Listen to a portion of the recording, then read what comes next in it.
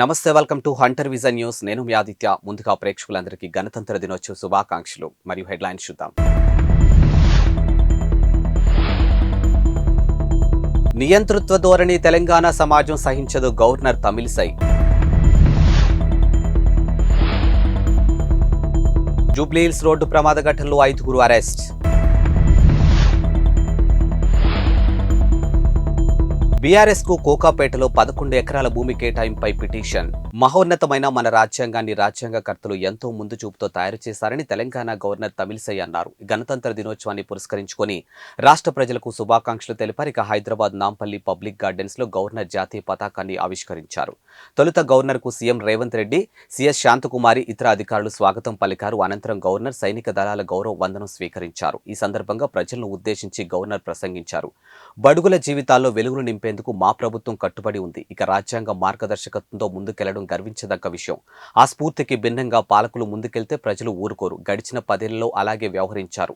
రాజ్యాంగం ఇచ్చినటువంటి హక్కుల ద్వారానే రాష్ట్రం సాధించుకున్నాం. ఇక నియంతృత్వ ధోరణితో వెళ్లడాన్ని తెలంగాణ సమాజం సహించితే ఎన్నికల్లో తీర్పు ద్వారా నియంతృత్వ ధోరణికి ప్రజలు చరమగీతం పాడి ప్రజాప్రభుత్వాన్ని ఏర్పాటు చేసుకున్నారు. ఇక అహంకార నియంతృత్వం చెల్లదని స్పష్టమైన తీర్పును ఇచ్చారు. మద్యం మత్తులో అతివేగంగా కారు నడిపి ఓ వ్యక్తి మరణానికి కారణమైన నిందితులను జూబ్లీహిల్స్ పోలీసులు అరెస్ట్ చేశారు. నిందితులను తుకారం గేట్ కు చెందినటువంటి కొవ్వూరి రుత్విక్ రెడ్డి, లాలాపేటకు చెందినటువంటి లోకేశ్వరరావు, మౌలాలికి చెందినటువంటి బి అభిలాష్, వెస్ట్ మారేడ్పల్లికి చెందినటువంటి మగ్దంపల్లి అనికేతు, సికింద్రాబాద్ కు చెందినటువంటి వైష్ణవిగా గుర్తించారు. ఇక ఫిరోజ్గూడకు చెందినటువంటి రుత్విక్ రెడ్డి బంధు జి సురేష్ రెడ్డి పరారీలో ఉన్నట్లు పోలీసులు తెలిపారు. ఇక నిందితులను అరెస్ట్ చేసి రిమాండ్ కు తరలించినట్లు పేర్కొన్నారు.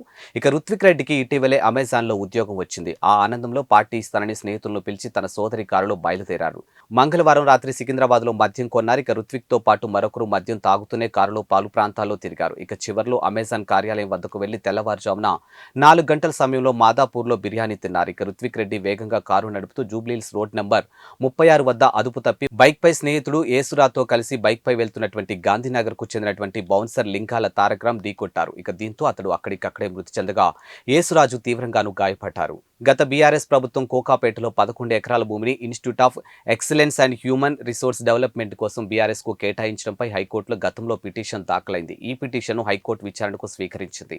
అత్యంత ఖరీదైన భూమిని పార్టీ కార్యాలయం కోసం బీఆర్ఎస్ పార్టీకి కేటాయించారని ఫోరం ఫర్ గుడ్ గవర్నెన్స్ కు చెందినటువంటి ప్రభాకర్ పిటిషన్ దాఖలు చేశారు. ఇక survey number 239, 240 centre for excellence పేరుతో మార్కెట్ ధర కంటే తక్కువ ధరకు 11 ఎకరాల భూమిని కేటాయించినట్టు పిటిషన్లోనూ పేర్కొన్నారు. ఇక ఎకరా 50 కోట్ల విలువైనటువంటి భూమిని కేవలం 3.41 కోట్లకే కేటాయించారని, 5 రోజుల్లోనే ఈ ప్రక్రియ పూర్తయిందని, దీంతో రాష్ట్ర ఖజానాకు 1.100 కోట్ల మేర నష్టం వాటిల్లినట్లు పిటిషన్లోనూ పేర్కొన్నారు. ఈ కేటాయింపును రద్దు చేసి ఏసీబీ కేసు నమోదు చేసేలా ఆదేశాలు జారీ చేయాలని కోరారు. ఇందులో ప్రతివాదులుగా మాజీ సీఎం కేసీఆర్ పేరును కూడా చేర్చారు. ఇక గత ఏడాది జులైలో దాఖలైనటువంటి ఈ పిటిషన్ను హైకోర్టు ఈ రోజు విచారణకు స్వీకరించింది.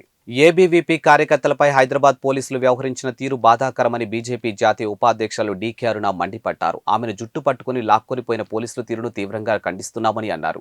గత బీఆర్ఎస్ ప్రభుత్వం మాదిరే ప్రస్తుత కాంగ్రెస్ ప్రభుత్వం వ్యవహరిస్తుందని విమర్శించారు. ఇక ఏబీవీపీ కార్యకర్త ఝాన్సీపై పోలీసులు వ్యవహరించిన తీరుపై ముఖ్యమంత్రి రేవంత్ రెడ్డి తక్షణమే స్పందించాలని డిమాండ్ చేశారు. ఆ పోలీసులపై వెంటనే చర్యలు తీసుకోవాలని, వారిని సస్పెండ్ చేయాలని అన్నారు. ఇక పోలీసులు మానవతా దృక్పథంతో వ్యవహరించాలని అన్నారు. తెలంగాణలో కాంగ్రెస్ 10 ఏళ్లు అధికారంలో ఉంటుందని, ఇందులో ఎలాంటి అనుమానం లేదని, కేసీఆర్ కు అంతలా ముఖ్యమంత్రి కావాలని ఉంటే వేరే రాష్ట్రానికి వెళ్లాలని ప్రముఖ సినీ నిర్మాత కాంగ్రెస్ నేత బండ్ల గణేష్ ఎద్దేవా చేశారు. ఆయన గురువారం ఓ వీడియోను విడుదల చేశారు.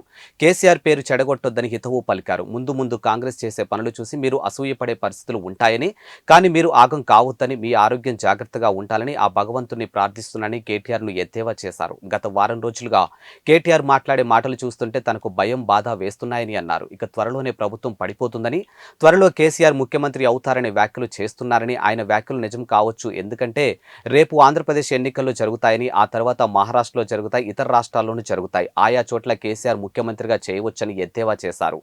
కేసీఆర్ కు ఏ రాష్ట్రం నుంచైనా సీఎం కావడానికి అర్హత ఉందని, కానీ తెలంగాణలో కాంగ్రెస్ అధికారంలో ఉన్నందున ఇక్కడ ఈ అవకాశం లేదని పేర్కొన్నారు. తమ సహనాన్ని చేతగానితనంగా తీసుకుంటే మేమేంటో చూపిస్తామని ఉప ముఖ్యమంత్రి మల్లు భట్టి విక్రమార్క అన్నారు. ఇక కాంగ్రెస్ బూత్ లెవెల్ ఏజెంట్ల సమావేశంలో ఆయన పాల్గొన్నారు. ఈ సందర్భంగా మాట్లాడుతూ ప్రతిపక్షానికి గౌరవం ఇవ్వాలనే ఉద్దేశంతో తాము సహనంగా ఉన్నామని అన్నారు. కానీ దీన్ని చేతగానితనంగా తీసుకోవద్దని హెచ్చరించారు. పార్లమెంట్ ఎన్నికల్లో కాంగ్రెస్ పార్టీ గెలుపు ఖాయమని ధీమా వ్యక్తం చేశారు. ఇక కాంగ్రెస్ పార్టీ తరఫున ప్రజాప్రభుత్వాన్ని ఏర్పాటు ఏర్పాటు చేస్తామని చెప్పి ఆ దిశగా ముందుకు సాగుతున్నామని అన్నారు. ఇక తాము ఇచ్చినటువంటి 6 గ్యారెంటీల్లో ఇప్పటికే రెండింటిని అమలు చేశామని మల్లు భట్టి తెలిపారు. రానున్న రోజుల్లో మిగిలిన వాటిని కూడా అమలు చేస్తామని హామీ ఇచ్చారు. కానీ ప్రతిపక్ష నాయకులు అవాకులు చవాకులు పేల్స్తున్నారని ధ్వజమెత్తారు. ఇక మనది ప్రజాస్వామ్య దేశమని, ప్రజాస్వామ్య రాష్ట్రం కానీ ఇష్టరీతినటువంటి మాట్లాడొద్దని అన్నారు. ఇక తాము కన్నెర్ర చేస్తే బీఆర్ఎస్ మిగలదని అన్నారు. గవర్నర్ కోటాలో ఎమ్మెల్సీగా ప్రొఫెసర్ శ్రావణ్ కరెక్ట్ కాదా, కానీ ప్రొఫెసర్ కోదనం కరెక్టా అని governor Tamilisai BRS working president KTR ప్రశ్నించారు. ఇక గురువారం మీడియాతో ఆయన పిచ్చాపాటిగా మాట్లాడుతూ కౌశిక్ రెడ్డి నియామకాన్ని గవర్నర్ ఎందుకు తప్పుపడుతున్నారని అన్నారు. ఇక రానున్న పార్లమెంటు ఎన్నికల్లో సీనియర్లు ఎవరూ పోటీ చేయమని స్పష్టం చేశారు. 17 లోక్సభ స్థానాల్లో పార్టీలో తీవ్రమైన పోటీ ఉందని అన్నారు. ఇక ఓడిపోయినటువంటి ఎమ్మెల్యేలు తిరిగి ఎంపీలుగా పోటీ చేస్తే సానుభూతి వర్కౌట్ అయ్యి గెలుస్తామని భావిస్తున్నారని పేర్కొన్నారు. ఇక లోక్సభ నియోజకవర్గాల వారీగా సమావేశాలు విజయవంతమైనట్లు చెప్పారు. సన్నాహక సమావేశాల్లో కార్యకర్తలు మంచి ఫీడ్బ్యాక్ ఇచ్చారని తెలిపారు. ఇక త్వరలోనే 30,000 మంది సోషల్ మీడియా కార్యకర్తలతో సమావేశం కానున్నట్లు తెలిపారు. గత అసెంబ్లీ ఎన్నికల్లో స్వల్ప ఓట్ల తేడాతో 14 స్థానాల్లో ఓడిపోయామని పేర్కొన్నారు. ఇక కేసీఆర్ పై కుట్ర పన్నేందుకు 2 జాతీయ పార్టీలు ఏకమయ్యాయని ఆరోపించారు. ఆదిలాబాద్ జిల్లా ఇంద్రవెల్లికి వస్తున్నాను. ఇక కాసుకోండి అని ముఖ్యమంత్రి టీపీసీసీ అధ్యక్షుడు రేవంత్ రెడ్డి బీఆర్ఎస్ బీజేపీ నాయకులకు సవాల్ విసిరారు. కాంగ్రెస్ పార్టీ బూత్ లెవెల్ ఏజెంట్ల సమావేశంలో ఆయన పాల్గొన్నారు. ఈ సందర్భంగా మాట్లాడుతూ కార్యకర్తలు చెమటోడ్చి తెలంగాణలో కాంగ్రెస్ పార్టీని అధికారంలోకి తీసుకొచ్చారని, పార్లమెంటు ఎన్నికల్లో గెలిపించి ఢిల్లీలోనూ ఇందిరమ్మ రాజ్యాన్ని తీసుకొద్దామని పిలుపునిచ్చారు. ఇక నరేంద్ర మోదీని ఓడించి రాహుల్ గాంధీని ప్రధానిగా చేయాలని అన్నారు.